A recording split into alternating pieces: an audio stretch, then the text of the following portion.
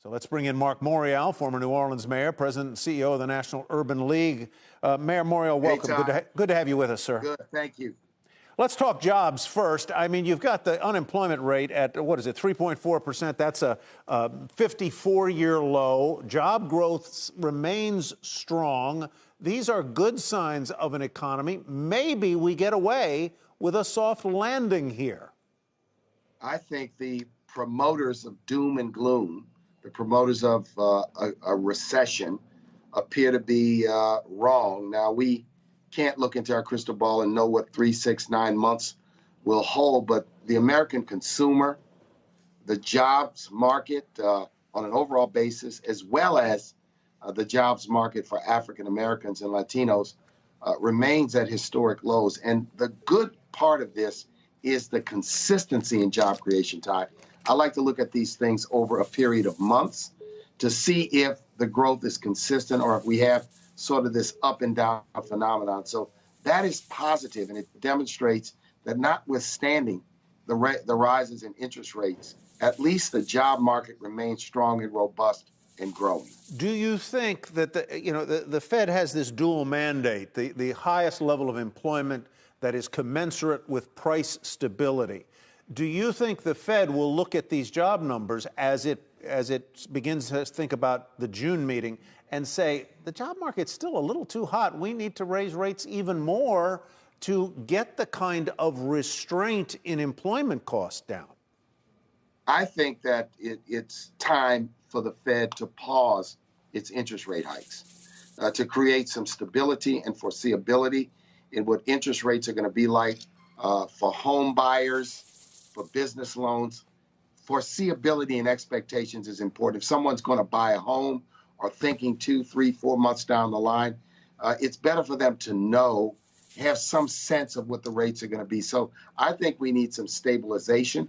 If the Fed needs to return to interest rate hikes, they can, of course, do that. But at this point, I do believe that it is important not to see unemployment as the weapon to inflation. And the calibration and the orchestration of interest rates and the jobs market seems to be going just about at the best you can expect in a difficult environment. So that is what I would hope. Are you worried about the health of the banks? I am worried about the idea that the rhetoric and the consistent talk about the need for the ease of regulation, I think, is now discredited by what we've seen. I think we need stronger supervision.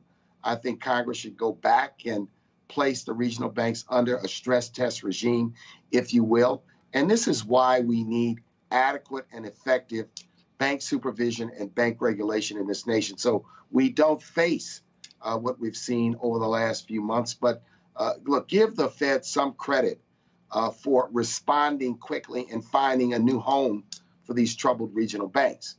But the important thing is the need for supervision and regulation. That is right. That prevents this, and it creates confidence in both depositors, investors, and borrowers is so crucial. Let's pivot now to the debt ceiling and your perception of the impact of what would happen if we break through that debt ceiling and fail to pay our obligations. Lots of people say it will be a complete disaster. We don't really know that because we've never really done that. I believe that, Ty and Kelly, a default would be devastating. But we need to find a way out of this periodic drama of Congress having to vote, if you will, to increase the debt ceiling. I think the debt ceiling increase ought to be baked in to the budget resolution, meaning when Congress agrees to spend, when Congress agrees on a fiscal plan for the year, that the commensurate increase in the debt ceiling ought to go along with that.